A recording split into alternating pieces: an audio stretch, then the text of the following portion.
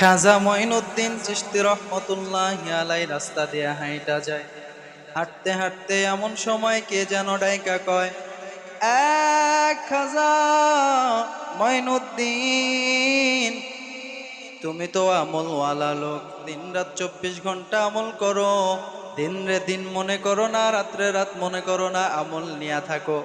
তবে আমি তোমারে চ্যালেঞ্জ ছুড়ে দিতে চাই, বলো তুমি খাজা মঈনুদ্দিন চিশতি রহমতুল্লাহি আলাই ভালো না আমি ভালো? খাজা মঈনুদ্দিন একবার ডানে চায়, একবার বামে চায়, একবার সামনে চায়, কিন্তু কাউরে দেখতে পায় না। খাজা মঈনুদ্দিন চিশতি রহমতুল্লাহি আলাই পিছনে যখন ঘুরে চাইলেন, পিছনে ঘোরার পর লক্ষ্য কইরা দেখলেন একজন কুকুর তাকে ডাইকা ডাইকা কয়, রে খাজা বলো বলো বলো, তুমি খাজা মঈনুদ্দিন চিশতি রহমতুল্লাহি আলাই ভালো না আমি ভালো? খাজা মঈনুদ্দিন চিন্তায় পড়ে যায় আর কুকুরকে জবাব দিয়া দেয়, যাও রে কুকুর যাও, তোমার প্রশ্নের উত্তর তুমি আজকে পাবা না, কালকে জোহরের নামাজ পড় আমার কাছে চলে আসো।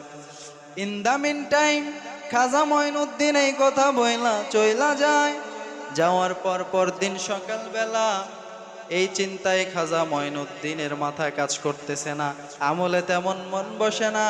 আল্লাহরে ডাইকা কয়, আল্লাহ গো, আমি কি জবাব দিব নিজেরও জানা নাই।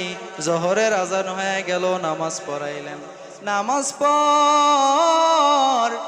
কুকুর যখন সামনে চইলা আসে আর ডাইকা ডাইকা কয়, রে খাজা বলো, আজকে না তোমার জবাব দেওয়ার কথা, কই পালাবা বলো? খাজা মঈনুদ্দিন চিন্তা কইরা কইরা ডাইকা কয়, ও কুকুর, যদি আমি খাজা বলি যে তুই কুকুর ভালো, তাহলে আল্লাহর কথাকে অস্বীকার করা হবে, আশরাফুল মাখলুকাত সবচেয়ে দামি।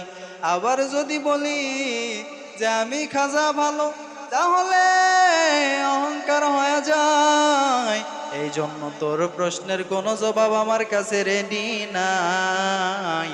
তোর প্রশ্নের জবাব তুই তখনই পাবি যেই দিন আমার ইন্তেকাল হয়ে যাবে, আমি মরে যাব, তখন আমি যখন জান্নাতে চইলা যাব, তখন আমি ডাইকা ডাইকা বলবো, রে কুকুর,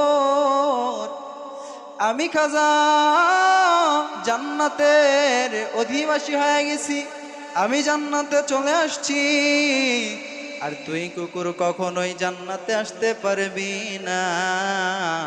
এই জন্য আমি খাজা মঈনুদ্দিন ভালো, আর যদি জাহান্নামী হয়ে যায়, তাহলে ডাইকা ডাইকা বলবো, রে কুকুর, আমি একটা অধম জাহান্নামে চলে আসছি, তুই কুকুর বড় ভালো, তোর জাহান্নামেও আসতে হবে না।